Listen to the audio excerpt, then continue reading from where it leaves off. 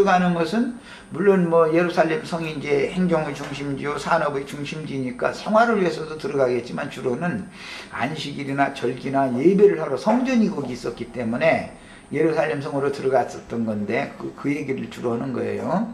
들어가지 말라 그랬어요. 예루살렘 성으로 이제 그 성으로 들어가지 말고 오히려 산으로 도망을 가야 된다 그랬어요. 예, 이 말은 예, 그때 당시 유대인들은 예루살렘 성에 있는 사람이나 유대 땅에 있던 사람들은 주님의 발이 디뎌진 산, 이제 스가랴서 예언에 의하면 감람산이라고 그랬는데 그곳으로 도망을 가야 돼요. 우시야 때 큰 지진을 피하여 도망하던 것처럼 거기로 도망가야 되는 거예요. 이제 비유입니다. 그러니까 주님이 임재해 계신 곳은 제자들이 모이는 곳에 주님이 계시죠. 그곳으로 도망가야 사는 거죠. 물질적인 성전이 있는 예루살렘 성으로 도망가면 죽는 거예요, 도리어. 주님이 살려주는 영으로, 주님한테 가야 살아나니까 살려주는 영으로 오셔서 제자들과 함께 지금 그곳에는 안식을 하고 있는데, 밖에 저 예루살렘 성에서는 로마 군대가 와서 에워싸고 지금 거기는 전쟁이 벌어지게 생겼는데 안식이 있을 리가 없죠. 평안이 없죠, 거기는. 그러니까 거기로 오히려 들어가면 죽는단 말이야. 주님과 제자들이 모이는 곳으로 도망을 가야 되는 거예요. 이제 여기서는 산으로 도망가라 그랬는데, 구약의 그 예대로 하자면 감람산으로 도망가는 겁니다. 그 다음에 지붕 위에 있는 자는 집 안에 있는 물건을 가지러 내려가지 말라 그랬는데, 이 지붕 위에 있는 자라는 말은 3층 루 이런 데서도 사용하는 그 용어고, 구약 성경에는 예레미야 32장 28절 29절, 스바냐 1장 5절, 열왕기하 23장 12절 이런 여러 군데의 말씀을 보면 유대인들은 그 지붕이 이제 주로 3층입니다. 이제 집을 이제 2층으로 짓고 3층으로 짓고 그 3층에는 무슨 곡식 같은 것도 갖다 말리고 뭐 이제 우리나라 말하면 이제 옥상과 같은 거죠. 말하자면 평평한 옥상이죠. 그런 곳인데 다윗 왕은 거기 그 왕궁의 지붕을 거닐다가 범죄를 하게 되었죠. 그 이제 지붕이라는 것이 참 위험한 것이요, 거기가. 이제 지금 내가 말씀드렸던 이런 모든 말씀들에는 그 지붕에서 1월 성신을 섬기죠. 지붕에는. 그러니까 1월 성신을 섬기는 그런 신앙인들이 3층 루로 상징되어져 있는, 인간이 사는 집 중에서 지붕 꼭대기가 가장 높은 곳이니까 하늘과 맞닿은 곳이다라는 개념이에요. 그 이제 유대인들은 이제 이게 물질적인 사상이기 때문에. 그래서 지붕에 있는 자들이라는 것은 하늘의 1월 성신을 섬기는 자들은 자기 회당 또는 사람의 손으로 지은 성전 꼭대기 여기에서 내려오지 말아라 그 말이에요. 급하게 도망을 해야 되는 때인데, 집 안에 있는 물건이라는 건 이제 신사 물건이다 그러는데, 유대교 지도자들은 다 신사 물건을 훔친 도둑놈들이죠. 로마서에 보면 너희가 도적질을 하지 말라 해놓고 나서는 너희는 신사 물건을 훔친다 그랬잖아요. 신사 물건이란 게 뭐예요? 유대교인들이죠. 하나님의 전이다 해가지고 모여있는 그 하나님의 양무리들을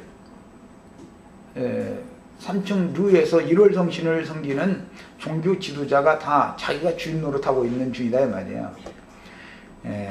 이제 이것이 다 상징입니다. 그래서 집안에 있는 물건이라는 건 신사 물건으로서 지혜로운 건축자들을 통해서 성막을 건축하게 하고 그 안에 마땅히 있어야 할 자리에 기물들을 비치를 해놓는 것이죠.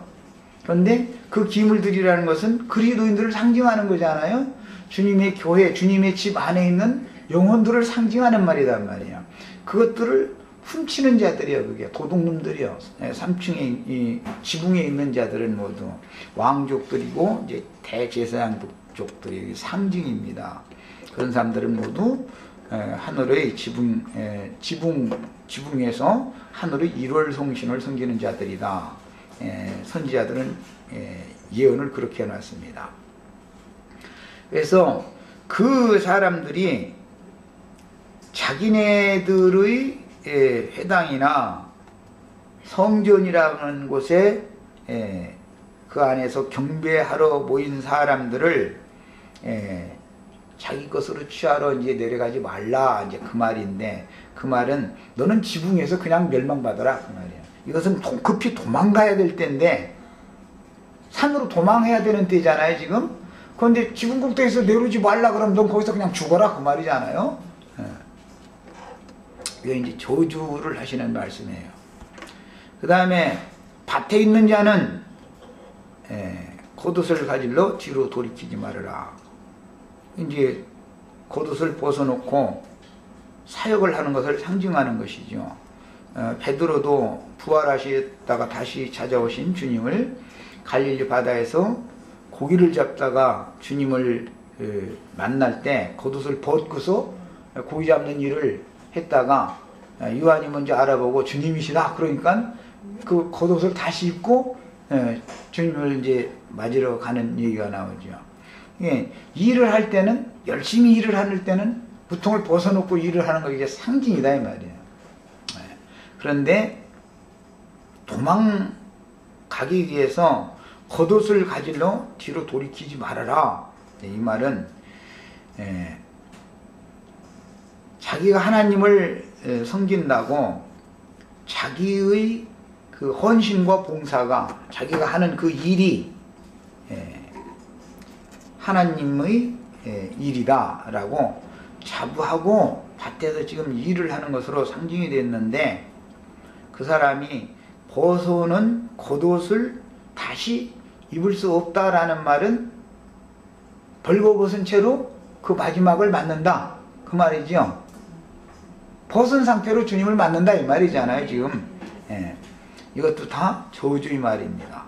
율법 종교적으로 열심을 내고 하나님을 섬긴다 하는 자들이 지금 다 겉옷 벗어놓고 열심히 지금 땅 파고 있는데, 아담의 저주를 실행한 거죠. 지금 이마에 땀을 흘려가면서 막 일을 하는 거예요. 밭을 파느라고 그러고 있는데, 이게 이제 마지막 심판주로 오시는 주님의 오심에 대한 상징을 지금 예언적으로 하신 말이니까. 그런데 겉옷을 입지 말아라 라는 말은 늘 겉옷이라는 건 의로운 행위를 상징하는 것인데, 자신들이 지금 봉사하는 이것이 가장 의로운 행위라고 장담하고 있지만 실제로는 열심히 일을 하다 보니까 이제 더우니까 아마 이제 옷을 벗어놨겠죠. 이제 그런 것을 형상화시킨 거예요. 그런데 옷을 입지 말아라 라는 말은 벌거벗은 모습으로, 네 지금 현재의 상태 그 모습으로 일을 열심히 하다 보니까 이마만 땀 났겠어요? 온몸이 다 땀이 났겠죠. 이제 하나님의 율법에는 제사장들은 하나님 앞에 땀을 보이면 안 되는 거죠. 그런데 지금 다 얼마나 종교적으로 열심히 특심한 사람들 지금 땀 내느라고 밭갈이 하고 막 농사 짓느라고 얼마나 수고하고 있어요 지금요. 사람들 뭐 낮밤 없이 신방 다니고 뭐 돼지 새끼 뭐 많이 낳게 해달라고까지 축복해달라고 하면 거기까지 가야 된다니까. 뭐 나는 그건 국면의 말인지는 모르지만 시골서 목회하려면 그런다고 그러더라고요. 막 돼지 새끼 오늘 낳게 생겼는데 돼지 새끼 많이 낳게 해달라고 막 축복해달라고 목사님 오셔서 축복해달라고 하면 거기도 가야 된다.